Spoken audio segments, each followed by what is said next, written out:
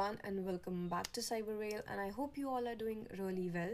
Recently, guys, I came across one of the vulnerability named as information disclosure. No, like I knew it from earlier, but recently, while I was studying some blog write ups from HackerOne and you can say bug crowds, so I get to know that information disclosure is a sort of vulnerability which is low hanging fruit, which is considered as a low hanging fruit, but the impact of this particular vulnerability is really huge.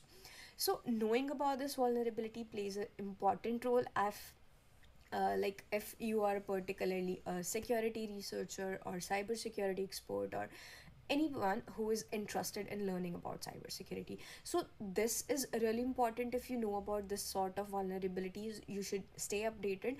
So I thought when I came across this blog that why not share it with you guys and give you a little bit of information regarding, you can say, information disclosure vulnerability. So let's just head on to that particular blog, and this was a blog from HackerOne itself, guys. So this is actually a really good article, you can say. I'll also be dropping the link in the, you can say, a description box. You can go and check it over there as well. So let's head on towards this, and I'll show you that particular article so that you can understand. Let me just move my camera over here for once.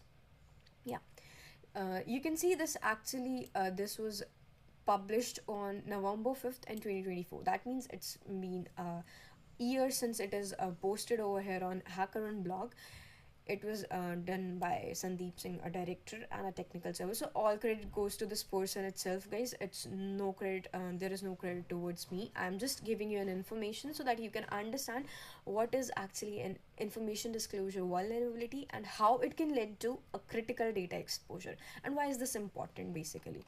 So one thing that I mentioned, that despite being considered a low hanging fruit vulnerability, information disclosure can significantly impact an organization, including data breaches and theft, exposure of PIIs, financial damages, legal compliance repercussions. So, this is important that you should be knowing about a particular information disclosure vulnerability. First of all, it can impact so many organizations as well as an individual, also, guys.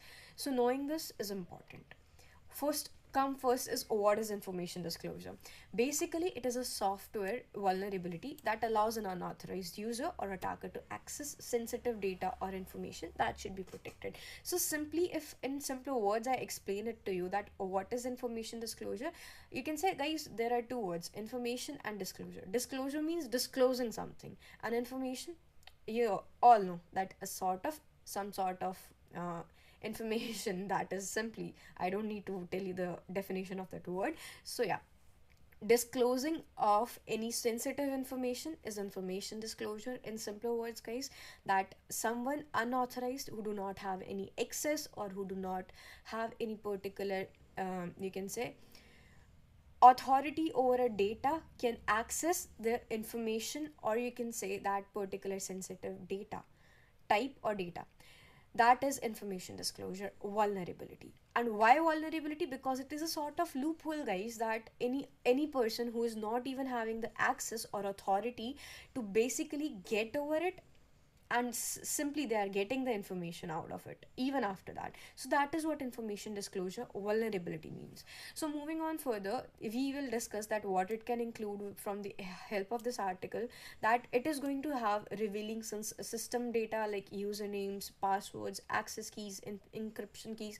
These are all really important, guys, actually. But the thing is, many people don't even know that if these are disclosed or if these are stolen by someone, what impact it can actually have either on individual or an organization. So it can also with the help of this vulnerability, it there are chances that it may expose the source code, configuration files, or other internal application details. Let's say if there is an let's say if there is an any particular application or web app, or you can say normal application, mobile phone application as well. If someone get an access to that and they are able to get the internal data that is only visible to either the owner of the organization or that particular application, and or you can say the team who is handling that particular data, but somehow some another person actually gets it, guys, it's definitely going to doom that organization. Getting my point? So that's why it is really important to understand that if in how that particular information disclosure can impact your organization. So leaking personal or private data about users, that is also one of the things that can be disclosed or using this sort of vulnerability, and if there is any sort of vulnerability like that. So disclosing technical details that could aid an attacker, that can benefit an attacker basically. So that's obviously that's gonna have impact. And there comes the second point, that is information disclosure flow often results from a lack of robust control, insecure design, and coding practices. That means basically this flows come from where? If we say that basically a developer is on a high caffeine, that he or she is sitting in the night and working whole night to create that, and somehow by chance, I do not have any personal grudge towards you can say developer guys, but yeah, I'm just telling you. So if they somehow leave such robust controls or create some insecure design or coding practices which can create some sort of vulnerability, then there comes this sort of flaw.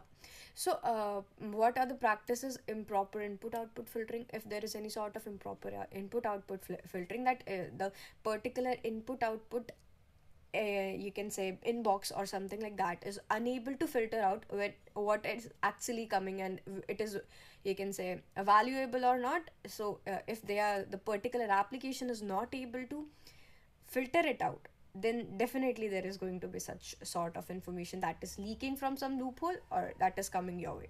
So it can be either insufficient authorization checks as well, or you can say the failure to properly handle exceptions and errors. Like what sort we have studied in so many languages as well, that how to handle exceptions and error handling.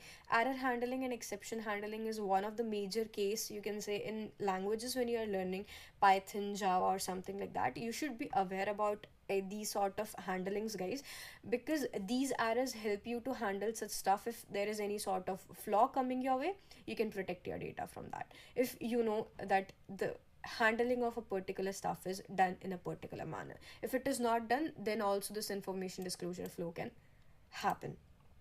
Misconfigurations or outdated vulnerable software components. If we are using some components which are actually outdated, then also there could be a loss of information. So, business impact of information disclosure, if we're discussing, then it could lead to financial losses, because there are chances that it is violating the data privacy laws like GDPR, HIPAA, and also it might be trading the secrets, sensitive data like intellectual property, customer information, can directly lead to financial losses. So reputational damage, obviously, if a company is found with some sort of vulnerability and it has not been taken care at a particular time, or in the meantime when this vulnerability is found, so there could be a reputational damage, because loss of customer trust is not a small thing, guys. If you lose your customer, your organization is nothing without your customer. So it's important, and reputational damage can be there. Then comes the business disruption. Yeah, because your data will be taken offline or for incident responses, and that may also lead to information disclosures. Then comes the compliance violations, as we have already discussed about the compliance and the regulations like HIPAA, GDPR, and stuff like that. So that is also important. What industries are impacted by this information disclosure in 2024, guys? This is the data of 2024. I'll leave the link for this in the description box. If you are interested in reading about it, you can, as I have already read this, so I would move on further, because my task is to help you understand what is information disclosure, not for particularly for the data. A real world example we are going to read over here, which is really important. As they have mentioned, this Hacktivity resource showcase disclosed vulnerabilities on the HackerOne platform. Check it out to see. Let's see if there is any the following information disclosure example. Let's see if there is any information disclosure report over there or not, and how it have impacted. Let's just see it over there, guys. Let's see. Yeah, wait for a minute, it's loading over here, so after that we will be able to see it. Just give me a second. Yeah.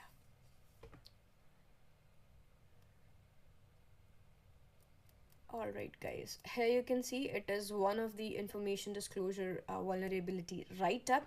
It was basically reported by someone named as a username Neeks and reported to Basecamp.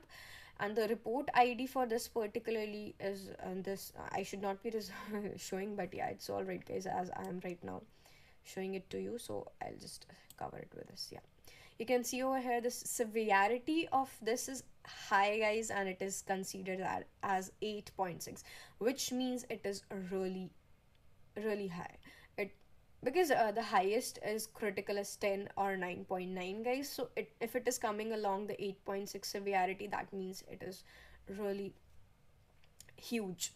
So you can see that mentioned they have mentioned the weakness as information disclosure, and it was disclosed in September 21, 2023. And the bonus a bounty, you can see, guys, the bounty is also huge. That means the data that was disclosed was not some low hanging, or you can say something low.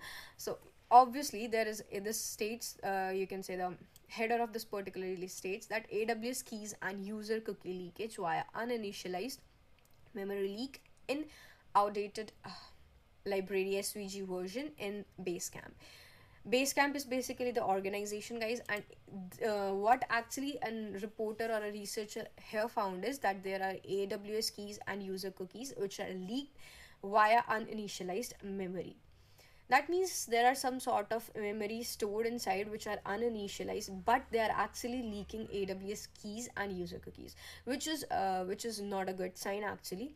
So we can see how to reproduce it. You can see and you can read it over from here. You can understand what is the impact given the nature of the vulnerability. The attacker does not control which kind of information she'll extract. However, due to the lack of isolation between the image converter or processes, the main Ruby on Rails application, the extracted info might be quite sensitive. So that means it is not sure that what kind of information can be extracted, because some at being a security researcher, we have to stop at some place that we cannot extract more information out of that. So this is not clear, but yeah, as we can see, there is a lack of isolation between the image converter process and the main Ruby on Rails. That means the application which is actually present over there. So there is a difference between that lack of isolation converter of an image as well as the main application. So if it is not able to interact in a particular manner, it should be, there is definitely going to be some sort of a vulnerability hanging over there. So you can look at such sort of vulnerabilities when you're trying to find it. So I hope that this makes a little bit of understanding that how you can actually read the stuff and how you can get to know that what particular information you can get out of it.